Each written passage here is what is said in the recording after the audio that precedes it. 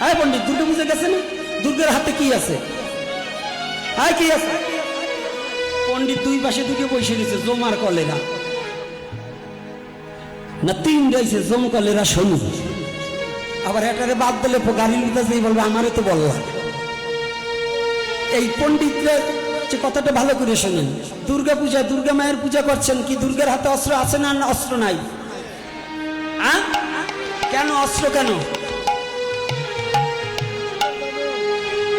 না অসুরকে না, ভালো মানুষের বধ করবার জন্য না।